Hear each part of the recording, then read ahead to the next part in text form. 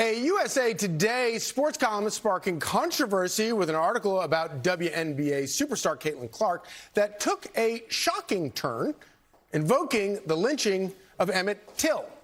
Nancy Armour writing, "It shouldn't need reminding this country has an awful history of black people being harmed, even killed, in the name of defending white women."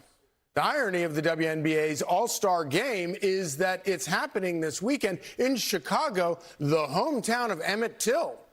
While arguing Clark's on-court behavior has become dangerous, now she's apologizing after the backlash, saying, quote, "In my recent column, I made an artful comparison with the murder of Emmett Till. I obviously did not provide enough context for that. However, this point stands. There is a history in this country of perceived threats to white women being weaponized against African Americans and the danger that poses to black players in the league."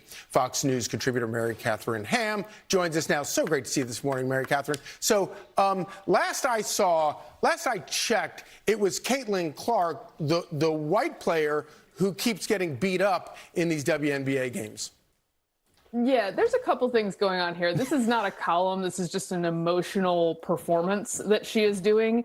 It's a bad one. It's a crazy person thing to do. Her editor should have protected her if she couldn't protect herself from this, but she's not engaging in thinking or actually reporting on anything that's happening in these games, which it's like she Googled like Chicago racist stuff that happened in history. And then she minimizes this horrific murder of Emmett Till to compare it to Caitlin Clark saying, "Hey, why don't you call fouls when people absolutely body me and put me on the court?" Right? Like that. This is an insane person thing that is going on here. And what's going on partly is that sports reporters, many of them, live in 2020, but normal people don't live in 2020. So she gets in her head that this is a smart comparison to make because I'll get all the plaudits just as people did in 2020. Now, a lot of people went crazy in 2020, unless you were eminently reasonable, in the media especially. They said crazy things. However, if you haven't got the memo that this is not how we do things anymore, then there's a problem here, and your editors or your bosses need to deal with it.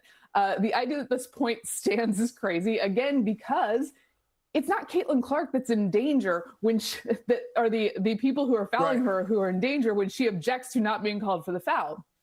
And one more point, which is that the reason Sophie Cunningham is so popular right now is because she lives in the present. She doesn't live in 2020. She does the obvious right thing, which is stick up for Caitlin Clark, who is getting the brunt of these fouls. And then she says, "Oh, by the way, I also don't think men should play in women's sports." These are things that normal people believe at a rate of like 80 to 90%.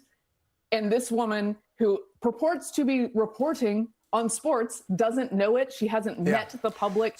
She's been ensconced at USA Today or whatever other job she's had forever, and she embarrasses herself in this manner. So I love it that you invoke 2020, and it's so true. It's such a sharp observation. This is something that would have happened in 2020, and the whole world would have been like, "Oh, yeah, that's right. Yeah.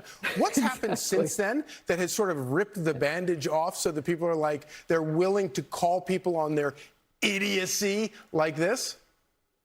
Yeah, I mean, that is what happened, right? The backlash is that we now say, no, we will not tolerate that your crazy person brain says that this is the issue. What it does is it minimizes awful things that happened in history. It weaponizes it against this person who obviously doesn't deserve it. And by the way, you can write a column about officiating without doing this at all. Right. There's plenty of material. I've done it many times. Yeah, and I also love the fact that this is all happening in Chicago and happening at the Obama Presidential Library. Again, what, 17, 18 years after President Obama got elected to bring us a post-racial America, and that yet you have this trash going on. Mary Katharine Ham, as always, great to see you. Thanks for joining us. Thank you very much. Okay, still ahead.